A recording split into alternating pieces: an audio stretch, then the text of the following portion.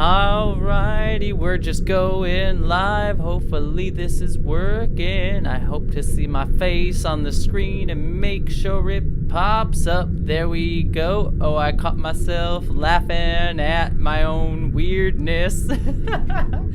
Hello, everybody. Hi, Corey. Hi, Boa. Hi, Anon. Hey, B. Moss Berwin 55. Hopefully I'm saying that correct. Someone named TriAngulum Audio Studios is in the chat. Don't know who that is. Must be a weirdo. Hello, Pedro. Hello, Don. Hi, everybody. So, as you can see, something new is going on. We're trying something different today for the live stream. I have a very special guest who I brought on to talk about Star Trek and the state of Star Trek, and honestly just have an excuse to hang out and talk for a little while, because we've been talking via messages and Twitter and all that fun stuff for a while, but I just kind of wanted an excuse to hang out with this lovely, amazing person. So let me introduce all of you to the wonderful TriAngulum Audio Studios, who just had to listen to me awkwardly for a second singing to myself. So let me introduce all of you. Welcome. Well, introduce yourself for those who may not know you. I'm sure there's a lot of crossover between our audiences, but let everyone know who you are, because you're wonderful. Singing to myself. Hey everyone, I'm TriAngulum Audio Studios, a fellow YouTuber. I've been wanting to have this conversation with Jessie for so long, and I'm so excited that we're finally here, finally able to do it after so many attempts fell through. This is exciting. Let's go for it. Let's do it. Yeah, it's one of those like weird things that you like when you're like YouTubing a lot, is that like you like start having conversations with many other YouTubers, but you don't really realize that you've never actually like spoken to them. Like I had the same thing with like Steve and Council of Geeks, where like we had messaged each other for so long, and I'm like, wait, is this the first time we've actually talked, like spoken to each other? To them.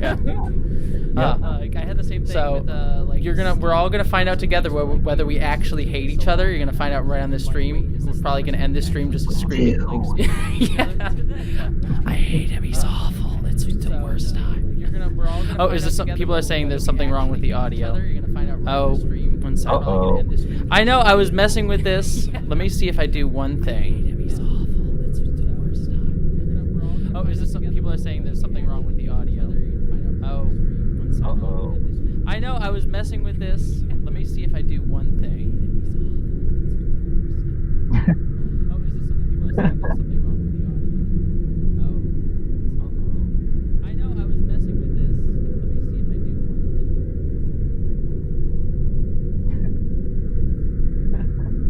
I know, I was messing with this. Let me see if I do one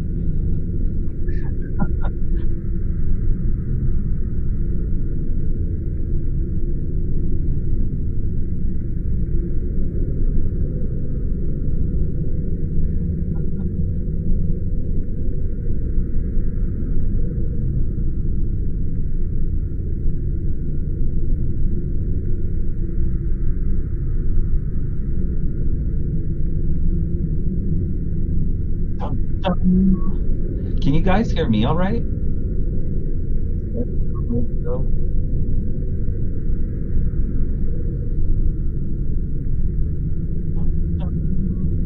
Can you guys hear me all right? Dun dun dun.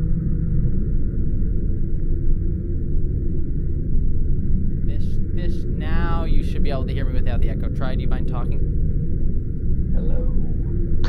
Alright, I think that... Hey everyone, can you hear us okay? Yes. Alright. I think that fixed it. I think the reason that that was going on was the weird way that this is hooked up in the back end, for everyone who doesn't know, is technically I'm streaming my desktop audio to play on OBS, and that's what's picking up Tri, and then everything for me is coming out of this microphone. But because I had our video up of us talking, it was actually also sending in the audio of our YouTube chat. So that should do it. All right, and let me turn up the music again, because I like having a little bit of background music, and that should fix everything. All right, sorry about that, everyone. Thank you so much for this. Is my first time doing this. Can you tell?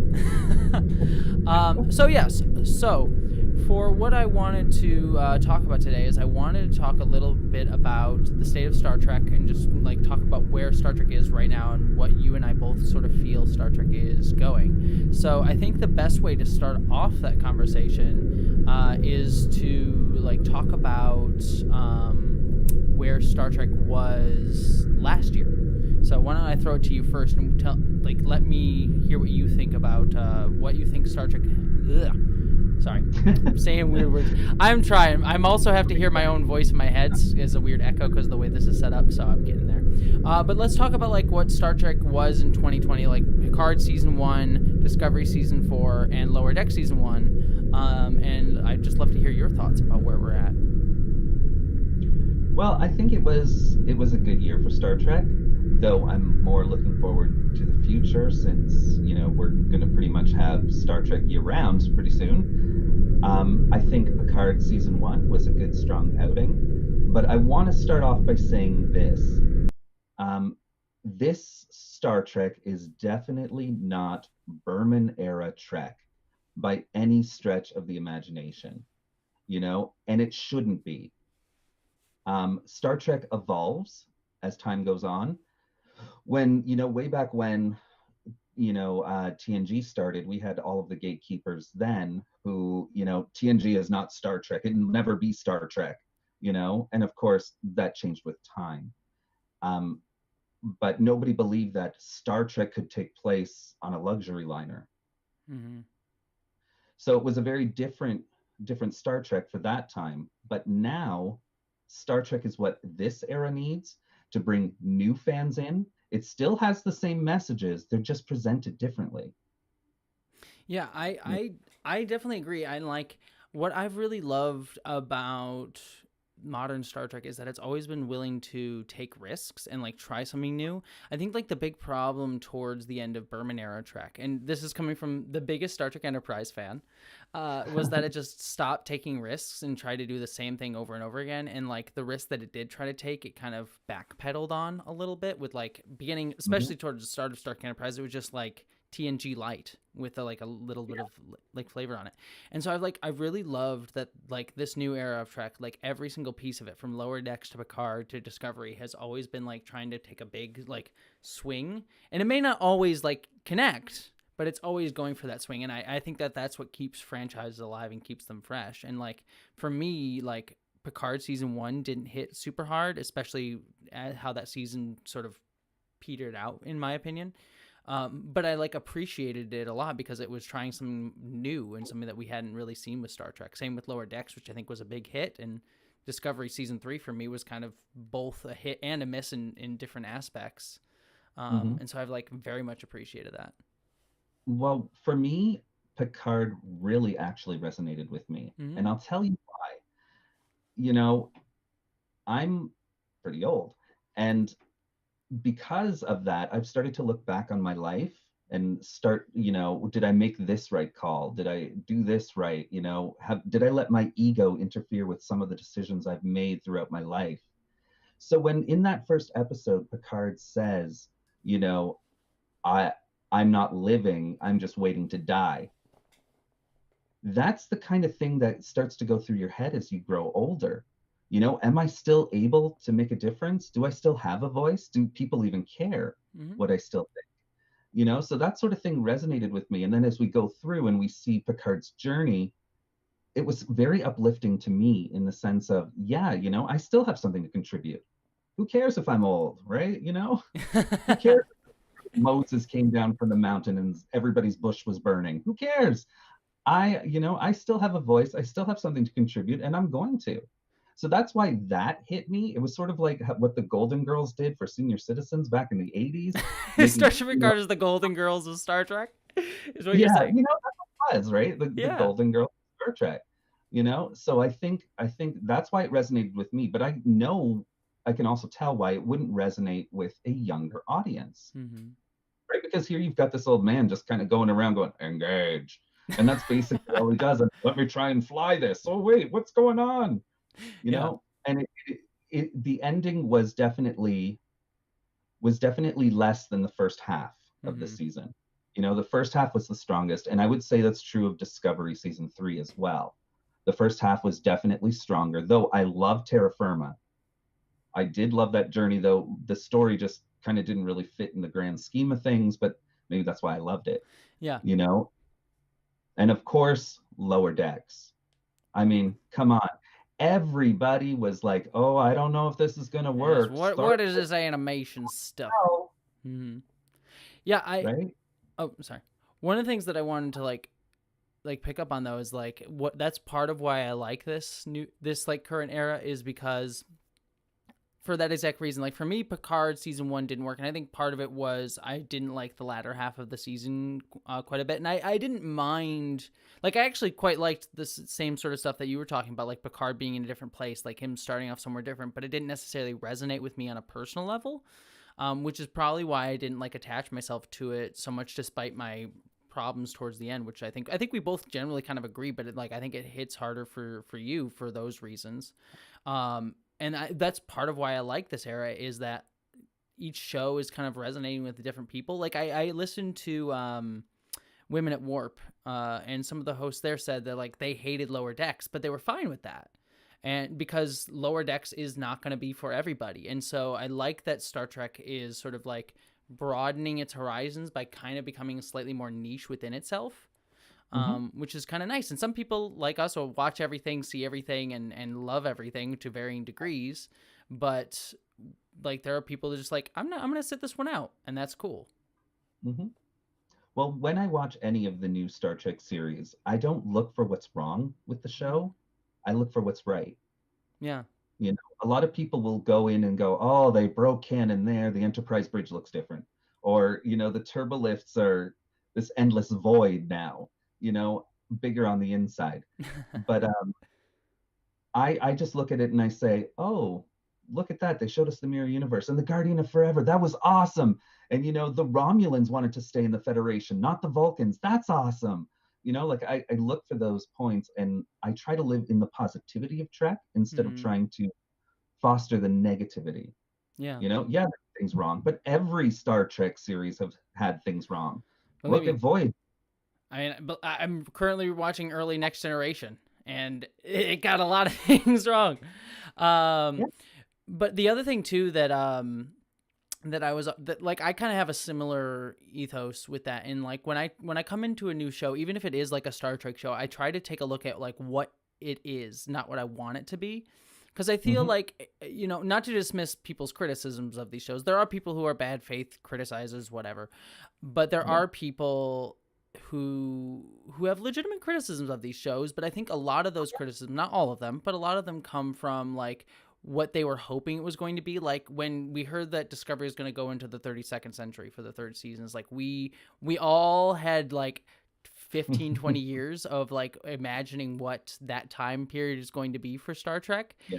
And there's no way Discovery is going to please anybody or everybody in terms of where they wanted to go with that story. And like maybe the idea that I had or that you had for what that would be was better or different, but we also have to sort of take like what they gave us on its own terms and be like, if this is what it is and I want to find the joy and things that I really love about it, and let someone else tell me the story, not the story that I've been telling myself for so long. Exactly.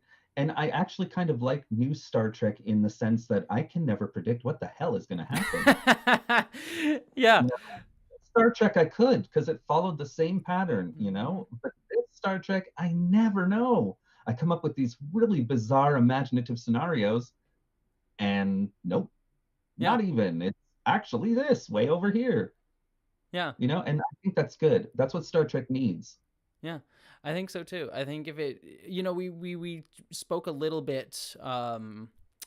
We spoke a little bit before we came on to the stream. We mentioned the Orville, and you had like opinions on the Orville, which is kind of. I think this is sort of a natural segue point into that. And so let's sort of start shifting into Star Trek going into 2021. And I guess the best place to start with that would be the Orville, because more than likely, even though that's not Star Trek, it's definitely sort of in that same vein and sort of the same sort of type of fandom. And probably is going to be the next thing we're going to get. Like more than likely, we'll probably see Orville season 3 before we see any of the next Star Trek shows. So I'll pass it to you because you had some thoughts that you were sort of talking about, and I think sort of segues from what we were just talking about. So you ready, audience, for this one? So I actually like Orville. I've watched it from the beginning, watched every episode only once, but I've watched it and I enjoyed it. First off, the Orville started as something special and new, and it started off strong. Viewership ratings were really high for it, but it was definitely a Berman era style, series. Of course, as time went on, the viewership numbers plummeted for that show. Right now, it's at the point where its viewership numbers aren't even as high as Voyager's worst numbers. So that tells us right away that old Trek does not work anymore. Mm-hmm. It simply does not. Audiences of today do not want that style of storytelling anymore. You know, it's a little too in your face. It slaps you with its messages. That's what old Star Trek did. Half black face, half white face. There's the message, right? What do you mean it's black on the other side? Yeah. Drumhead, villains that twirl their mustaches. But on the head with every single episode's message. It was very rare that you got an episode that was metaphysical where you had to figure it out yourself. Yeah. But the audiences for television are well, it's not that we're much smarter now. It's just that we expect much smarter storytelling where we, the audience, have to sit back and have to figure things out ourselves. Yeah, it's why the show like Watchmen was so good this year, because it was like it wasn't that it wasn't blatant with what it was trying to say. Like, it was a very in your face, but it was also dense and complex. It was very layered. Like it wasn't trying to hide its message, but it also was saying more than homophobia bad, and I feel like I agree with you. Like, I like the Orville too. Like, I genuinely enjoy it, but it feels I have two feelings on it. One is it feels a little bit like comfort food. It's like, oh, I get to sit back and watch an episode of TNG without like knowing what's going to happen again. It's like I don't have to it's like rewatching an episode of TNG it's like, oh, it's an episode I missed, And so that can be kind of enjoyable and kind of fun.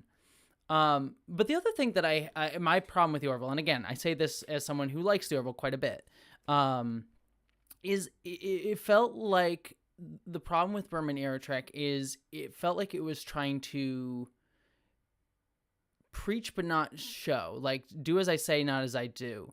Because one of the things is that in old Star Trek did this too. It's a show that was made to like teach the majority about minorities and about these issues and about these problems. But it was supposed to be like people above it all trying to like learn the lessons and like teach the lessons to people who don't know it, like Picard coming in and giving the speech. Yeah. And I had the same how to put this, what I contrast it with would be Discovery, which is a show that, for its own faults, like is very much walking the walk both on screen and behind the screen. Like, that show is so brown, black, queer, diverse. It includes so many different people and allows people from those identities to like be part of the story, have agency in the story, tell their story. Like, one of the things that struck me this season was two things. One, I loved seeing the queer storyline on Star Trek Discovery, and my problems with the Barry You're Gay of Gray's character aside, like I loved seeing Stamets and Culber and Gray and Adira form their own little queer family. It felt like they were representing what it meant to be part of the queer community in that way, in its own little microcosm. Same thing with someone, I was on the Women at Warp podcast, and Kennedy on that podcast made note to me that like the story of Burnham being a woman of color, being a black woman, going against the system and saying like, I know better than the system sometimes. That is a story that many black women know and feel very like today. And so I think that I like Discovery is not necessarily preaching the messages and saying like coming down from on high. It is allowing these messages to come naturally out of the stories that are of the people who are included in that story. And so I feel like that's the difference between what the Orville is trying to do, is trying to be this like, let's teach everybody, as opposed to like something like Discovery or Picard, where it's sort of like people being in it. And there's, benefits and negatives to both things. I'm not saying one way is better or the other, but I'm liking that Discovery is doing that. plus, have you noticed that Orville, when it started out, I thought the premise was a great premise, a comedy sci-fi type of thing, you know. I thought that was going to be great. But have you noticed that towards the end, it's no longer comedy? Yeah. You know, they very rarely have something funny or a joke. It's more just Seth MacFarlane's Star Trek. Yeah. You know, he couldn't be in Star Trek, so now he's got his own, right? Yeah. Well, I except mean, under. yeah, yeah. But I mean, credit to Seth MacFarlane. Like, he convinced a Oh, studio to great. pay money for your Star Trek fan film, which is what I would do, you know, if I Mhm. had that power. So like, there's no ill will or anything towards it. Like, and again, Of like course. I do appreciate the Orville. Like, I like its place in being that contrast. Like, it enables these conversations. Like, again, sort of taking it for what it is. And I agree. Like, I don't. It kind of like lost its comedic edge as it went, which was fine with me because its comedy was fairly like tropey, anyways. It's like, oh, the captain and the girlfriend and his like ex have to work together, or like like we're going on our first date and I don't know what to wear. It's like, okay, such a You don't trope. love that Yeah, comedy? yeah, yeah, yeah. um. So yeah, so I am excited to see where what I am excited about where the Orville goes next is there has been some talk about next season. They wanted it to be more serialized. They've sort of mentioned that, and so I do hope that show like actually starts taking a little bit more risks with its storytelling, as we saw, as you mentioned, like towards the end of its last season. Like, they actually started doing a little bit crazier stuff, which I actually appreciated. So Well, I think that this may be the last season of Orville. yeah, I wouldn't You be know, they surprised were with that either. on network television, and if it doesn't do that well on Hulu, which is not the biggest service in the universe, you know, it's an expensive show still to make, Yeah, right? So I think this, you know, and McFarlane himself seems to be distancing himself from the show. yeah. You know, I rarely talk. Yeah, I would agree. Like, it moving to Hulu is definitely a sign of like it not doing great already, as we talked about. I could see it like surviving a little bit longer there, maybe one more season, but I could also see it kind of crashing and burning just in the sort of like larger landscape of like Hulu versus Disney. Like, Hulu's kind of part of Disney Plus, and Disney Plus is, it's sort of like a hanger on to that. And so how much money is like Disney putting into Hulu at this point? Which I guess could bring us to sort of again segue actually into Star Trek proper going into 2021, because I before we came on camera, I had like pulled up a list here of like all the Star Trek shows in production, or like going to be in production. So we have Strange New Worlds, the Captain Pike show, that's supposedly about to begin filming in the nearest future, probably right when Discovery season 4 ends. We have Discovery season 4, which is filming right now. We have Picard season 2, which is about to starting filming February 1st. We Mhm. have the 2 animated shows, Star Trek Prodigy season 1, Star Trek Lower Deck season 2, both in the works Mhm. right now. And then we have the Section 31 show, which may be happening. I hope. Fingers crossed. Either that or JoJo just got sent off somewhere and you're like, all right, we'll pick you up in a novel somewhere. So, yeah, so like with all of that, like it's super, super exciting to see all of that stuff, and we'll quick sort of talk about each show.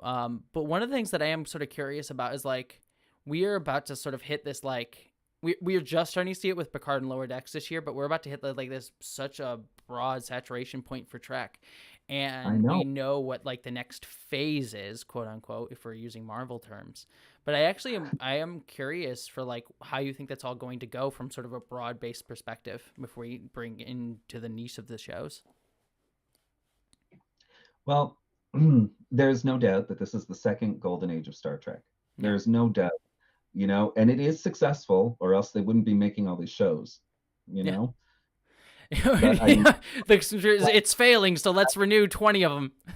yeah, exactly, right? Like it's just a ridiculous claim. But um, you know, the next series that I think we'll see first is I think August will show us Lower Decks season 2, because animation has not been really affected by COVID, not to the extremes that live action has. You know, nobody has to stand in bubbles, Yeah. right? Most of it can be done from home. Just means Um, poor Jack Quaid has to like hide in his closet to do his lines now. exactly, but I think, August, September, we're going to get Lower Deck season 2, right? It'll give us a totally different feel. And then from there, we'll probably either go to Prodigy, because again, that's computer animation, Mm-hmm. so that'll be slightly different. And I'm wearing my Voyager uniform because Janeway's back. Hex, I yeah, can't wait. yeah, So, and then from there, and I think Star Trek Prodigy will again show us how a different Trek can be, a children's Trek, yeah, you know. So I think that's solid for Nickelodeon to be doing that. Um, and then going forward, we'll get Discovery season 4, then Picard season 2, and then finally Strange New Worlds. yeah, If production orders and everything are any indication. I think this is a very exciting time because every single Star Trek that we're getting is so different from the other. It's not like if we were to watch, Voyager, TNG, Enterprise all together at the same time. Well, you kind of get bored of it, right? yeah. Because it's all the same. You can easily replace, Voyager's crew with TNG's crew, and it's a Tell TNG pretty much the episode. same story, yeah. you know so it's very exciting that we're getting into this point where Star Trek is so diversifying itself. It's really living the message of diversity, not just in its cast but in the whole show's entirety. Because if you don't like Discovery, you might love Lower Decks, or you might love Prodigy, because maybe that'll be, or Strange New Worlds, going back to the episodic format of the original series. I mean, maybe that's going to be like a Berman era track. Yeah. There are so many possibilities that I think we're just on this cusp, and I just want it to be here right now. There are always possibilities, as I say. Yeah. Two things that I want to say. First, I just want to the chat. Sorry that I'm missing some of the people talking in the chat. We are going to take questions from the chat in about like 10-15 minutes when we keep talking. So if you have any questions for either me or Try, or you just want to yell at us about something, which totally fine too, just prepare questions, because we'll be taking those in just a little bit. So love you all. This heart is for everybody out there in the chat. And also 2 people gave super chats that I saw earlier, so sending you hearts as well. So thank you so much for that. And hi, Trek Tubular. What did you say? I was just saying hi to Trek Tubular. I also should say I quick saw Eric in the chat. He was my ex roommate, and I adore him. He is absolutely lovely. So good to see you, Eric. You do know Eric. I saw he was commenting, and you two were talking for a while. He is a lovely human being. Also, I should say Eric does have a GoFundMe as well, so I'll be throwing up in my Twitter. So we should also Eric would love to. If you can help out, Eric has a GoFundMe to go help, and I'll send that why am I blanking on words? Link in the chat. I'm blanking on words as I say them. No, sorry. Just reading Trek Tubular's little question about how you doing, bitches. I'm doing great. I don't know. Doing fine. So the other thing that I wanted to mention, jumping off of what you were saying, is I want to talk a little bit about Star Trek Prodigy. Is it okay? Everyone makes it's Prodigy or Prodigy? Prodigy. Prodigy. Yeah, okay. Prodigy. I say Prodigy. words terribly, and everyone likes to make fun of me for it, and I cannot say the correct one. So I'm going to say it incorrectly on purpose. Star Trek Prodigy. I don't even know. I don't know. Anyways. What'd you say? STPR. STPR? There we go. Apparently. Or Prod. Just call it Prod. Prod? Star Trek Prod? Prod. That is actually the show that I think might be the most important Star Trek show out of everything coming out. Because one of the things that I sort of realize is Discovery, I feel like, is a good onboarding point for a lot of people. Like, especially season 3 with its soft reboot. I feel like, I could sit someone down in front of that who's never seen Star Trek, and there might be some stuff that I'd have to explain, but generally they can get into it. But it is also, with everything else, like Star Trek Picard, Star Trek Lower Decks, I feel like those are a little bit harder spots to sort of get people in. Lower Decks is also pretty good. But I feel like Prodigy, Star Trek Prod, I'm not going to be able to get it in my head, is going to be the show where we can introduce Star Trek to a younger audience who can find it on their own. Because one of the things with Star Trek that always gets me is that Star Trek is, for so many people, given to us by our parents or by people that we love. Like, I learned it from my parents. Like, almost every single story that I hear about Star Trek was like some parent indoctrinating them into Star Trek, which is a great and lovely way to do it. But I feel like some of the best ways for people to discover Star Trek, especially in this age of like so much niche television that's sort of like hard to find, and you have to kind of like be actively searching for a show to like want to get into it, is that'll be a show that kids will be able to find on their own and then discover all of Star Trek. And I feel like that's going to be so important, maybe not to Star Trek for the next like 5 years, but 10, 20, if this is a franchise that we want to see continue for that long, like that's going to be the show that's going to be so necessary. And so I'm actually very, very curious to see how that show is going to like sell the virtues of Star Trek to younger audience. And I think Janeway is actually like a great way to do that. Oh, yes. Yeah. I love Janeway. You were bad-mouthing Voyager earlier, so why don't... No, I'm kidding.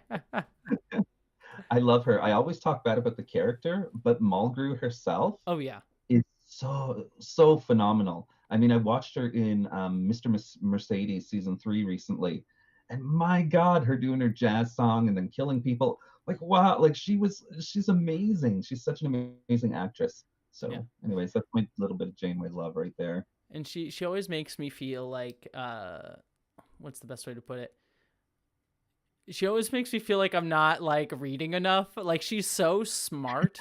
She's like, every time that I listen to her, she's like, and I was reading, I don't know, like Ernest Hemingway earlier today, just as I do every day. And I'm like, what?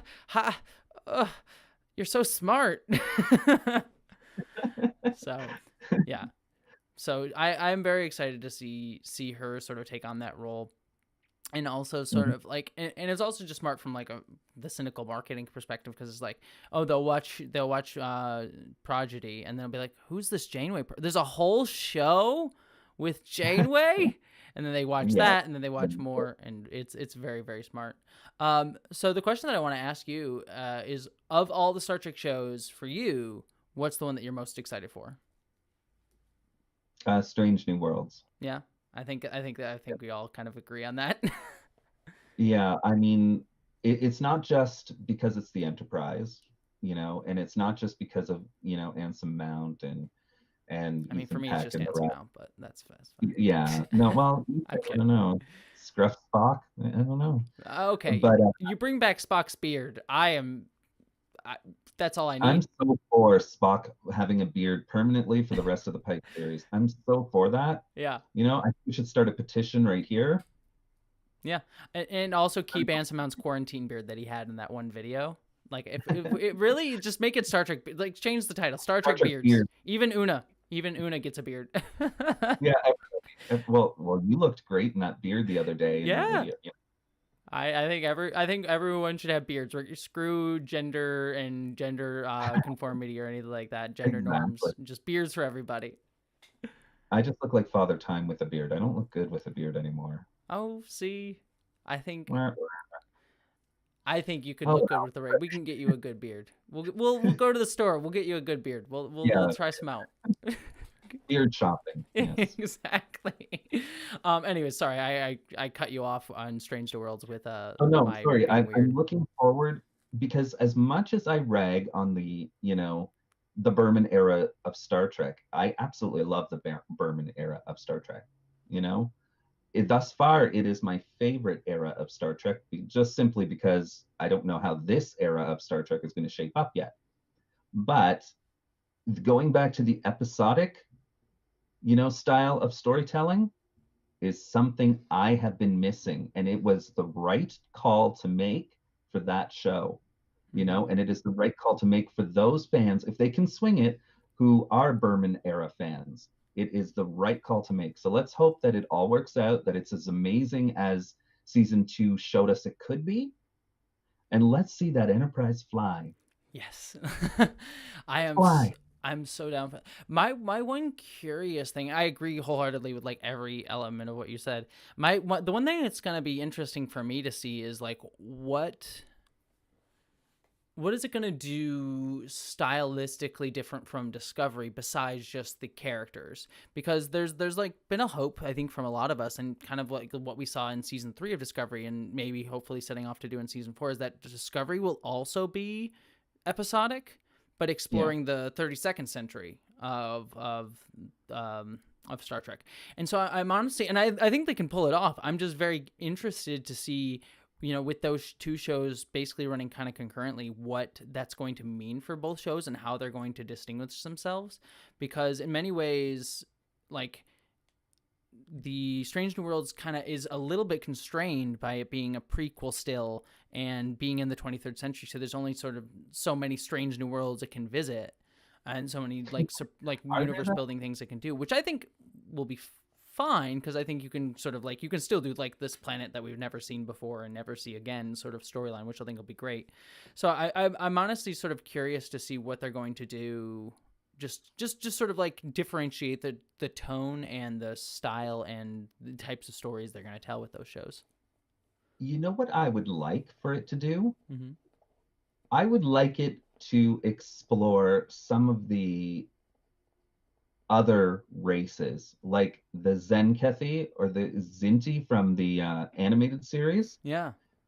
That stuff isn't fleshed out, so we could have a history of that we don't know yet. Yeah. Well, at the same time, I want, green outer space hands to come and grab the ship and that sort of thing. Like I want that sort of TOS sense of wonder and excitement that came with the exploring.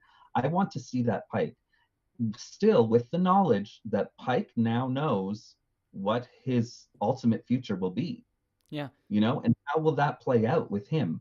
I'm How so will Spock change, right? Because we he's a different Spock than what we get, because he hasn't suppressed his emotions so much yet. So what causes that? And like, this is so many questions to be explored. That's the thread, the overarching thread, the Pike thing, and the Spock developing into the Spock that we know. That's the overarching thread for the season. But it's all the rest, everything else should be self-contained episodes, one or two parters. Let's explore this strange new world, and let's give back the hope that the Berman era Trek fans want. Yeah, I 100% agree. Yeah, and I think that part of like Pike being aware of his own like future is going to be one of the most interesting parts of that show. I think it's going to be interesting to sort of see this guy who we always see live up to these ideals, but also like willing to take more risks, because he's like, well, I liked that hint of what we saw at the end of Discovery season 2 of like, oh yeah, I can stick around here and not die. We know that that's not going to be how I die. And so maybe it becomes a little bit reckless, which I think will be kind of fun. The other thing too with that show that I'm really excited to sort of see play out is I'm really excited to see Una, who's been a character that we've like is like so beloved by Trek fans, but we know almost nothing about outside of like one appearance and then a few. Even like, she's not even that explored in the novels all that much. There's like only a few novels here and there that explore her, so that she is like almost an open book. And I think she's such a fascinating character. I love the little like quirks they gave her in Disco season 2, like loving cheeseburgers. That's such like a specific and cool quirk for her, that I think that like it shows me like, oh, they're gonna make her a very interesting character. You know what I think might end up happening? Mm-hmm. And I don't know why I think this, but I think Spock and her are going to have something, and I think she's going to end up dying. Ooh, wow, you are cruel. Is Well, because for Spock to suppress his emotions, it has to be some sort of traumatic event. And what's more, like, if you see in the short trek with her and him in the turbo lift, there's something there. Yeah, I see that too. My thought was that she was gonna have a thing for Pike, though. Was how that was gonna That's go. what I thought at first, with that hamburger scene Yeah, from Discovery. But then she has that thing with Spock. Like, maybe she has I lots of mean, things. if she's poly, I'm all here for that. We legitimately do need polyamorous representation in Trek, so I would be all here for that. You never know. The other thing too is my thought on that would be, if we're doing the speculating game, would be that just like Pike's tragic accident is what sort of puts Spock into like suppress my emotions mode, and then Kirk eventually is the person who pulls it out, and that'd be a nice little parallel captain to captain sort of thing. It could work, but that kind of thing though, I'm not sure if I buy that would make Spock become so unemotional. Mm-hmm. I have a feeling that whatever it is would have to be such a tremendous tragedy to him. And Pike surviving isn't really a tragedy per Yeah. se. And plus, remember, Pike's accident happens after the Spock that we meet in TOS. Really? When does Spike's accident happen timeline wise? Uh, I think it's Oh, wow. 2267. I think it's Years 2267. mean nothing to me in Trek time. Oh, it's in the first season. It's in the first season of TOS, mid-season, the Oh, okay. Menagerie Part 1 and 2. Well, I know. Yeah, I know the episode happens then, but I don't know when his accident So, happens. but that's when his accident had happened a few months prior Oh. when that episode happened. So what caused Spock before Pike's accident to become like that? Okay, that's actually a great point because I didn't even realize that. I thought his accident happened well before that, but that's actually really, really good. And I see No, someone, by the way, someone says this. I have to say this because this is something that I want very bad. Someone in the chat just said Una for Big Finish, which I'm assuming you know what Big Finish is, right? no. Oh, I'm sorry. old. This is a weird aside. I'm a huge audio drama person. Big Finish is this audio drama company for Uh-huh. Doctor Who. They make like a bunch of Doctor Who side stories. That's my personal Oh, dream for Star Trek is they do a bunch of audio dramas for Star Trek. That's an aside. I just had to call it out because someone said it in the chat, and it's my dream. My dream job, by the way, is like I would love to like produce audio dramas for Star Trek. That's my dream job. really? Yeah, weirdly specifically, that is like my dream job. I would actually adore that. I would love But to write. yeah, yeah. I mean, I would still write, but I would because the reason I would love to do the audio dramas is because then you can kind of get like a bunch of different actors to come in. Because that's what they do for Big Finish is they get so many different actors to come in for the shows on Doctor Who's like, oh, let's get that like random people that were in that one episode that people seem to really enjoy, and we'll have them come in and do a few lines or whatever, or we'll get like big names like we get Tom Baker back for a few things. And so I would love to do that for Star Trek, where it's like you can actually like get like random actors, like you get like I don't know why I'm suddenly blanking on people's names. Let's do an Ensign Kim storyline, Let's do a whole story like where's Ensign Kim or Lieutenant Kim or whatever. No, he's still Ensign. He's always going to be Ensign. It's fine. Forever. Yeah. So that would be wonderful. So before we open up to the chat, because I do want to open up to the chat, is there anything that you want to touch upon with Discovery Season 4 or Lower Deck Season 2 or Section 31? Well, Lower Deck Season 2 should just, keep building upon what they started on Season 1. I thought it was so well done. It'll probably just get better as we go along, especially with Riker and Troy being in the, it's Yes. I think it's on a solid ground, so we're fine there. And Maybe we'll I get just to see think Thad in that show. That would be nice. Anyways, sorry, what was that? maybe we get to see Thad in that too. Yes.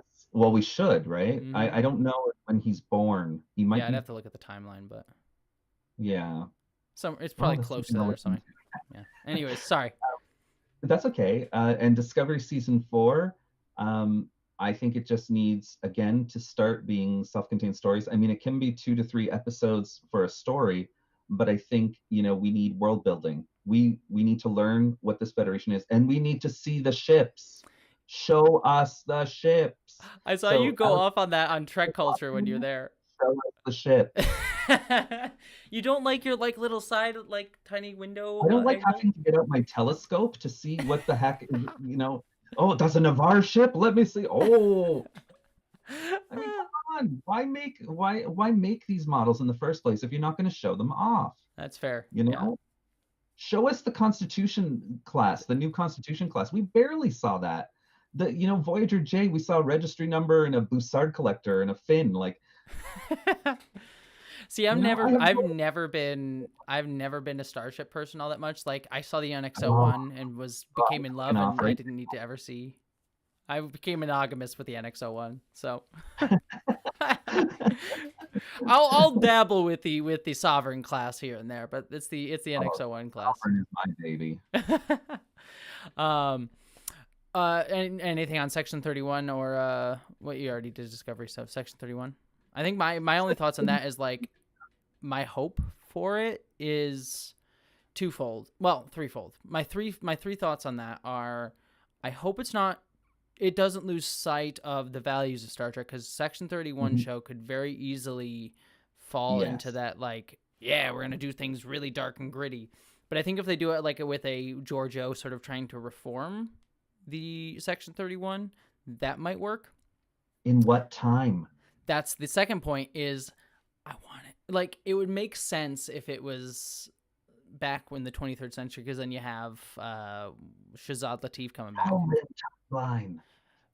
Ooh, that would be my pitch for it would be the just post start of the Federation timeline, so then you could have Enterprise cast members come in, and then you'd Actually, have that's a too. yeah, because then you'd have a 22nd century show with Section 31, 23rd with Strange New Worlds, 24th with Lower Decks, and then 25th with Picard, and then skip a whole bunch to 32nd with Discovery. But what's in between? Exactly. We'll flesh that out as some show. History. Yeah. So yeah, that's my hope, and then my third hope for is just it's a much more political Star Trek, just because I like my favorite part of Discovery season 3 was the trade negotiations with Osira. I am very much the person like, let's just have it all be in boardrooms and let's hash out some treaties. I would watch a whole show of that. So I don't know why that I just like that, but I want that show. I want the Star Trek West Wing show so badly. That's my dream show. But See, all right. if I had to predict, I am going to say it right here, right now, that I think Section 31 will be a Kelvin timeline show. And I believe that's why they put it off for so long, because they knew the Viacom remerger was going to happen and that they'd be able to do a Kelvin timeline show. And so I think that's why they waited. And they, with the Guardian of Forever, they made mention of alternate universes and everything. That's and a good point. That is actually a very good point. Know? All right, here's what I'll do. Okay. I'm gonna make a bet with you. If it is set in if it's set during Star Trek Enterprise times, you have to buy me a pizza. And okay. Do you like pizza, or what food would you want? Okay. If it's set in the Kelvin timeline, I'm buying you a pizza, and you'll have we both of us will have to eat it on stream. And if it's neither of those things, we'll buy Ket Walski a pizza. So we'll buy someone a pizza, you know. Yeah. We'll buy someone a pizza. We'll figure out someone and we'll send them a pizza. So that's the bet I will make with you right here, right now. We'll see how that all goes. Now I just want pizza. Agreed. Yes. Sorry, I was just reading. Trek on the Tube said that they can't try, and I'm trying to figure out why you think that, Trek Tubular. Please enlighten me as to why you think that they can't do the Kelvin universe. Yes, and actually this will be a good opportunity. I'm going to toss it for the last 15 minutes of our stream. I'm going to take questions from the stream. So if anyone has any questions for us, please pop it in. We'll just hang out for the last 15 minutes, talk whatever you guys want to talk about. So any questions from the chat? And Trek on the Tube, you are teed up. So do it. See, now everyone's talking about pineapple pizza. Well, this is what my chat has become. Pineapple pizza. Ew. Why? I'm going to cut the stream off right now. And I actually hate poutine. So, Neil, I just wanted to let you know, I absolutely despise poutine. Really? And yes, I'm in Ontario, Brian. So the Hawaiian pizza, yep. Huh. Don't you love it? Come on. I know. Okay, I don't think it's I'm not really one of those people who's like it's the most disgusting thing ever. I think it's fine. I don't know, it just does not mesh with me. I'm like, it's okay. So anyways, so we do have a question here. What characters and first contacts do you want to see in Strange New Worlds? So I'll toss that one to you. Sorry, what characters and context did you say? What characters and first contacts do you want to see in Strange New Worlds? So my guess would be like either a new alien species that you think would be cool, or like a alien species that we've seen before we never got to see the first time we met them. Like I said, I'd like it to be something like the Zenkethi, the Breen, something where we see that first contact, and maybe it not go as well as generally expected. I want to see a lot of firing, a lot of loving shots where we just see the front of the ship and the phasers come out. not where I don't know what ship's firing on what. Yeah. But I want to see that. I want to see, again, exploration. I want just regular, let's beam down to a planet. Let's explore. What's this? Oh, it's a strange disease. Let's help these people. Let's not. Let's debate the Prime Directive, Mm-hmm. the crazy Prime Directive. Let's get You Anson know, Mount some rip. Let's get some rip shirt time for Anson Mount too. I'm down for that. there's I'm so just gonna much. sexualize all the characters.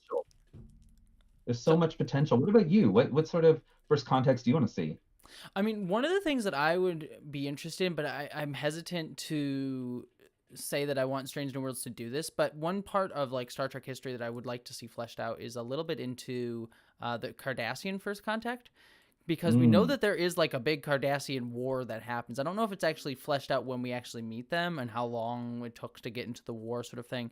But I'm finishing up a rewatch of Deep Space Nine, and I found the Mhm. Cardassians. They are honestly one of the most interesting species, and it's such a missed part of Star Trek to just sort of see where we first meet them, that I would really actually be very interested in seeing that. But my only hesitation would just be like, that does eventually lead to a war, which I'm like, I don't know if I would necessarily want to see like Strange New Worlds and the 23rd century setting have another war come up. And obviously Oh, we know no that more that's not going to war. happen, but we know that's not going to happen with by Kirk's time. But it is something that I'd be curious to sort of see. But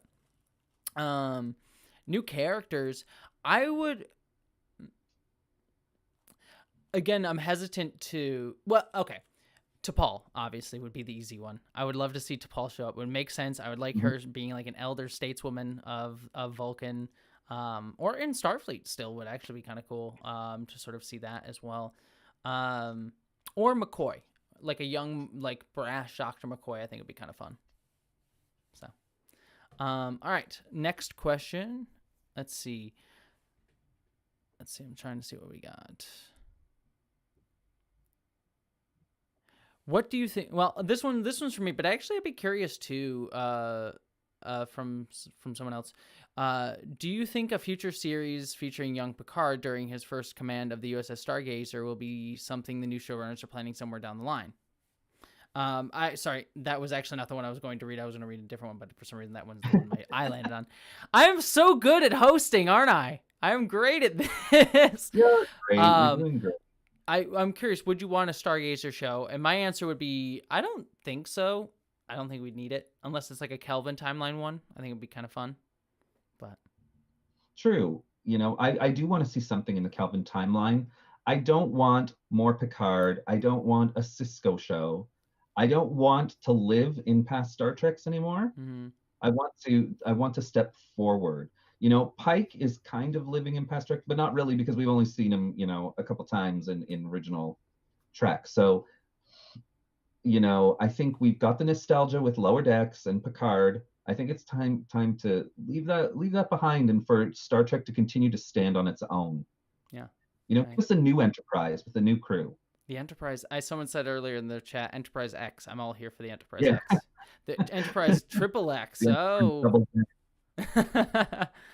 um, the question I was actually going to look at, but for some reason my eye landed on a different question, was from Lisa, which was, what do you think about the season 1 Orville episode that was an allegory for forced gender conversion for intersex babies? And I know my opinions on that. I'm actually curious from someone else's opinion on that, because my thoughts on it were that was an episode that kind of fits into what we were talking about with the Orville, which was, it was trying to preach about a situation, but it was written by someone who was not part of that community. You could tell that it was like written by Seth MacFarlane, who was like, I'm not intersex either, but like the episode was like trying to do this weird conflation of women's issues, intersex issues, and transgender issues.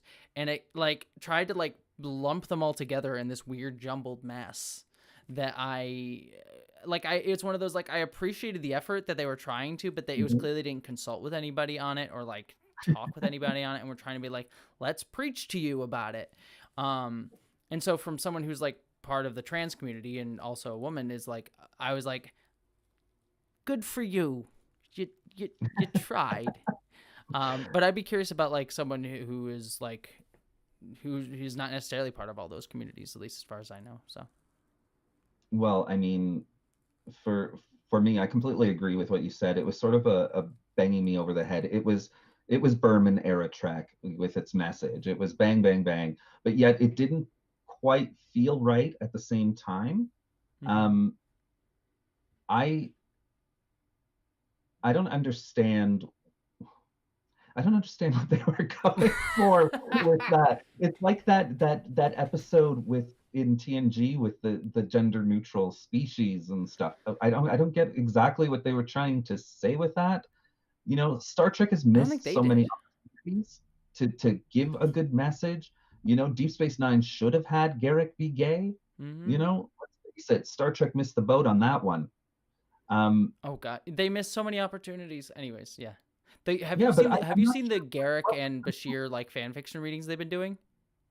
Sorry, what was that? I missed The that. Sid City Garrick and Bashir fan fiction readings they've been doing, by the way. So this is a sidetrack, but Oh, I've missed that. I actually no, tune in. they so why am I blanking on the two actors' names? For some reason, my brain is switched off. But the actors who played Bashir and Mhm. Alexander Siddig, and Yeah, I want to say Andrew Robinson. Right? Am I yeah, that's correct? right. Yeah. Yeah. They've been doing fan fiction readings of Gare Shear that like Really? yeah with the two of them, and they are Oh, I missed amazing. that. And what's actually even better about them is they're actually like they're like really well done fan fiction readings. So it's basically just and they're set post DS9. So it's like a post DS9 story with the two of them just being straight up gay. And I loved the crap out of it. Well, really, Deep Space Nine missed the boat on that one, Oh to yeah, be honest. yeah, Yeah, they had um, the potential to be trailblazing, and they weren't. yeah. I agree, and I agree with you. Going back to what we were initially talking about, it's like it's same thing with Berman era Trek. Like it did get it right a lot of time. Like there's a reason that I love that era of Star Trek for a lot of reasons, but it was also so many times where it was just like because they were trying to say a message about something, but they were being written by people who I love, but like cis straight white Yeah, dudes who did not go out and actually check all the time with the communities they were writing about. They didn't always get it right. I mean, there's yeah, they probably a didn't reason cast them. why that Deep Space Nine got like racial issues so well done because they actually like let people like Avery Brooks like take a lead in a lot of the time in those. So Exactly. yeah. And that's what I like about new Star Trek is that even though sometimes people, what people say about it being in their face can be true, it should be in your face. Mm-hmm. These are things that Star Trek should be teaching us as we go forward. That's what Star Trek has always done. Yeah. Showed us that diversity is a beautiful thing. Yeah. And if you start denying elements of diversity, well, then you deny Star Trek. Yeah. I 100%. What's the phrase? It should good art should comfort the uncomforted and make uncomfortable the comfortable. It was much more. It was clearly I am not not the Actually. best writer, but someone said something along those lines, and I very much agree with that. I also want to quick acknowledge. There's been a few super chats that I just because we've been chatting, I haven't been able Yeah. to acknowledge, but I just want to say, Cast the Last, thank you so much. You are lovely and amazing. Thank you so much. Same thing to David, who says, "Nice to see your face." Try. And Is then there that was is a few more earlier. Sean Piper, thank you so much for sending the New Year's love to me and Newt. Um, and then if I missed any other super chats, just know that this heart is for any super chats that I missed, and you are lovely and amazing people. So thank you so much. you guys are Um, awesome. yeah, you guys are all awesome. So we'll take one more Except for Trek question. Tubular. What'd you say? Except for Trek Tubular. Well, yeah, we that goes without saying. We already Yeah, know that. he's on I my love you, list. Trek on the Tube. It's fine. You're the only one. You're so mean. No, you know what? I love teasing Chuck on the tube because he never knows how to take me exactly. He doesn't know if I'm being serious. He doesn't know if I'm trying to be funny. He doesn't know if I'm trying to get his goat or anything. So Mm, I love it.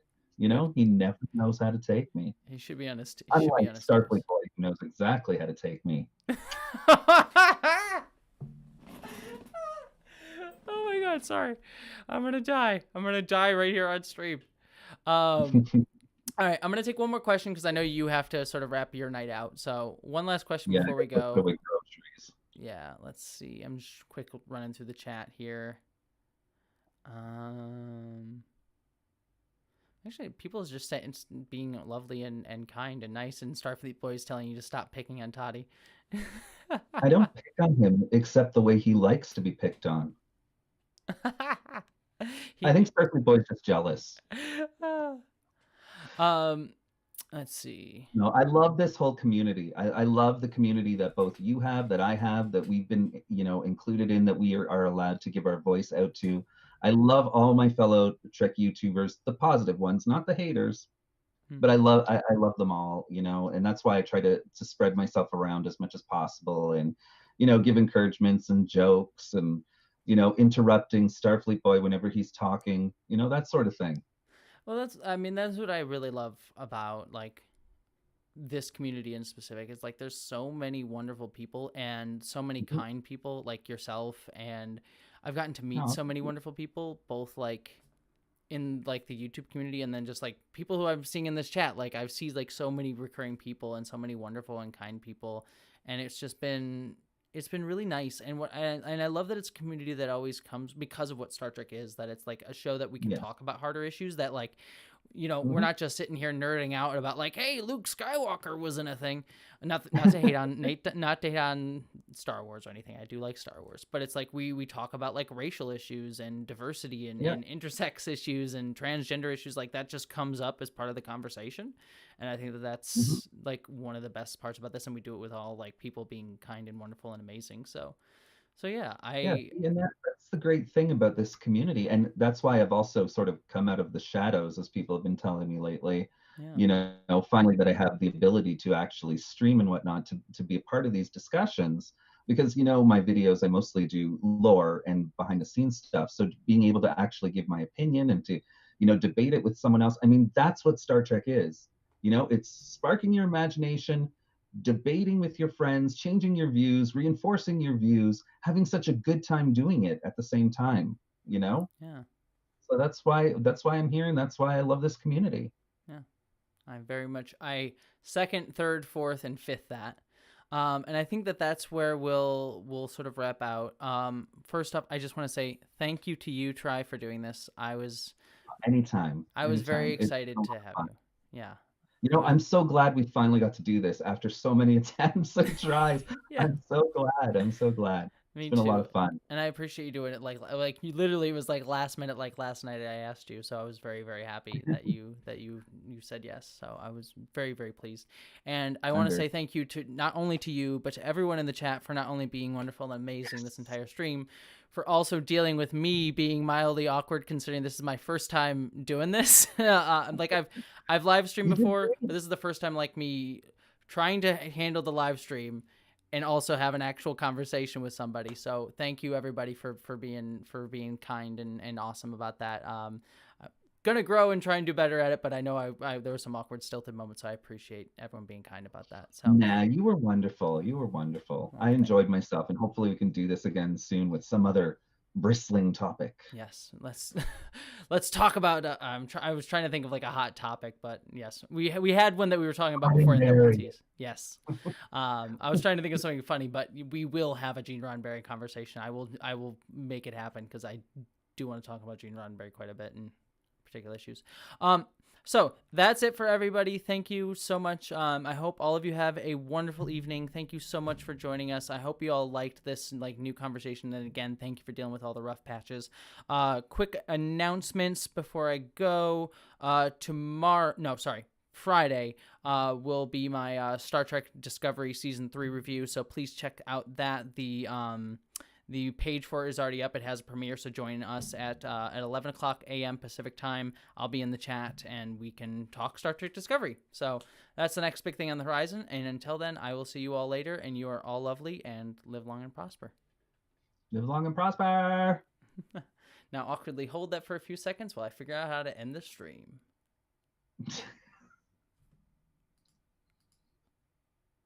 And we're out.